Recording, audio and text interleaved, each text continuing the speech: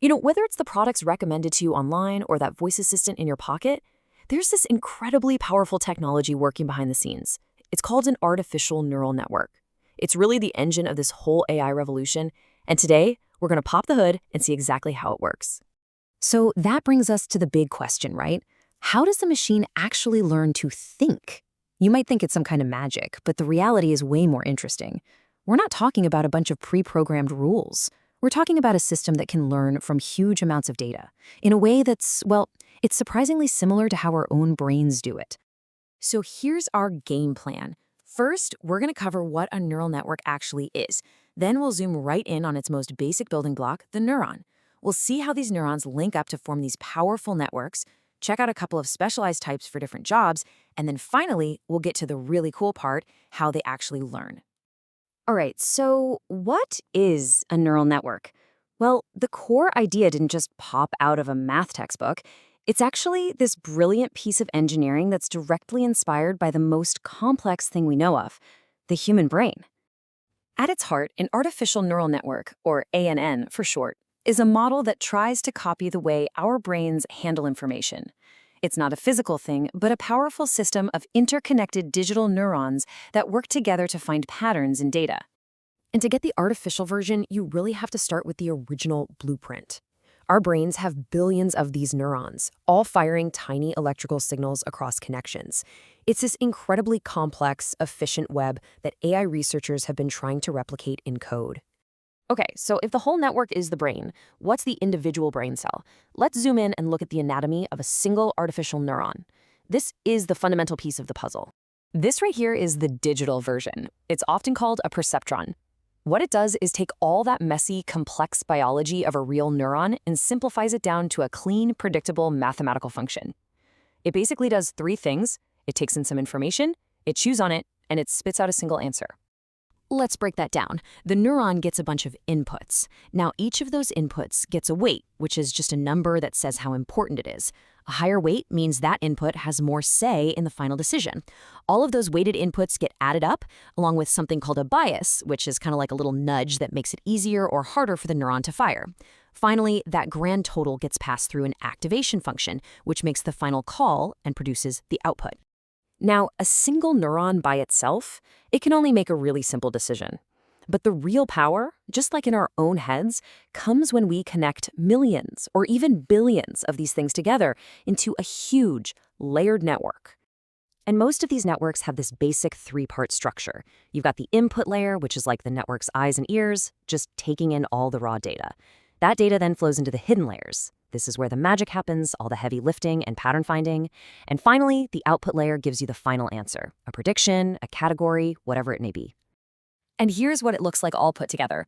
You see the raw data coming in on the left. It gets passed through these hidden layers where all these abstract patterns get recognized and combined. And then, boom, a single, meaningful output comes out on the right. Every circle is a neuron doing a calculation, and every line is a connection that the network has learned over time. But a one-size-fits-all brain isn't always the best approach. Different problems require different ways of thinking.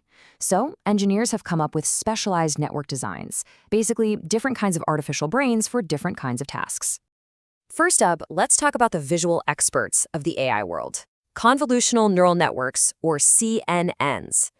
These things are built from the ground up to understand images.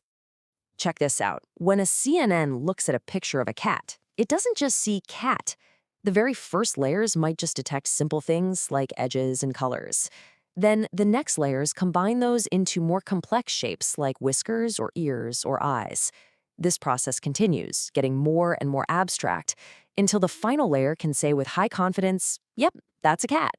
This is the tech behind photo tagging, facial recognition, and the vision systems in self-driving cars. All right, next we have recurrent neural networks, or RNNs. The defining feature of these networks is memory. See, most networks look at every piece of data fresh, but RNNs have these internal loops that let them remember what came before in a sequence. That little loop you see in the diagram, that's the secret sauce. It lets information from one step get fed into the next one, which creates a sense of context. And that's absolutely critical for things like language, right?